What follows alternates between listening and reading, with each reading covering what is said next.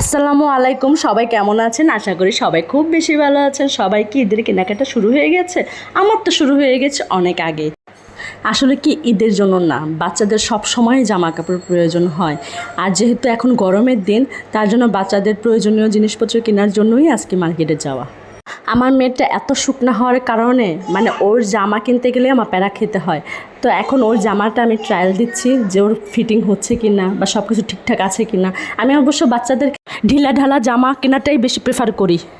একটা একটা বাইংয়ের শোরুম, জামাগুলো এত বেশি কমফোর্টেবল ছিল, এত বেশি আরামদায়ক ছিল। এখন আমি চুজ করতেছি আনায়ার জন্য, সরি, দুই মেয়ের নাম কাছাকাছি হওয়ার জন্য আমি দুইটার নামই ভুলভাল বলে ফেলি। আমার ছোট মেয়ে আনায়ার জন্য আমি আসলে ড্রেস চুজ করতেছিলাম, আর এই ফাঁকে উনি তার প্যান্ট পছন্দ করতেছিল আর আমাকে বলতেছিল আমার কোন প্যান্টটা ভালো লাগে, কারণ সে সবসময় আমার পছন্দটাই প্রেফার করে, এটা আমার সবসময় ভালো লাগে। আর ওদের আনায়ার জামাটা আমি কিনে ফেললাম, এটার বিলটা পেমেন্ট করতেছিলাম।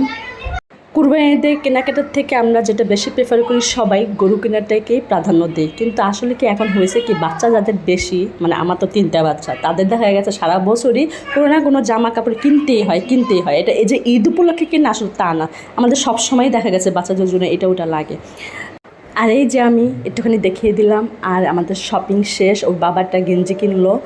তো বাসার পাশে মার্কেট হওয়ার সুবিধার কারণেই কিন্তু যখন তখন আমরা আসতে পারি।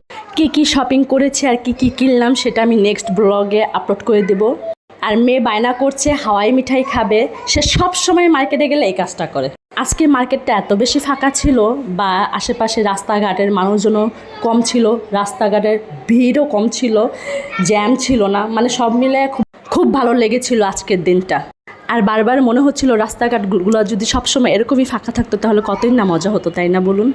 এখন আমরা যাব ডিরেক্ট ফুচকার দোকানে, কারণ আমার ফুচকা খেতে খুব ইচ্ছা করতেছে। কারণ আমি যতবারই মার্কেটে যাব ততবার ফুচকা না খেলে মনে হয় যে আমার মার্কেটটাই ইনকমপ্লিট হয়ে গেল। আর একটা কথা বলি, আমার ব্লগ যদি আপনাদের ভালো লেগে থাকে অবশ্যই শেয়ার করবেন, কমেন্ট করবেন, ঠিক আছে? পাশে থাকবেন, আমিও আপনাদের পাশে থাকবো। আর এই যে আমার ফুচকার দোকানে চলে আসলাম, এটা হচ্ছে আমার সবচেয়ে ফেভারিট মামা, যার কাছ থেকে আমি সবসময় ফুচকা খাই। আর এই যে জিনিসপত্রগুলো দেখছেন, মানে মরিচের গুঁড়া আর বিট লবণ, এটা না হলে আমার চলেই না। তো ওনারাই নিয়েছে হচ্ছে ঝাল ছাড়া, আর আমারটা হচ্ছে অনেকগুলো বোম্বাই মরিচ দিয়ে আমার এই ফুচকাটা বানানো। তারপর দেখুন আমি কি পরিমাণ ঝাল খাই। আজকের মতো সবাই ভালো থাকবেন, আল্লাহ হাফেজ।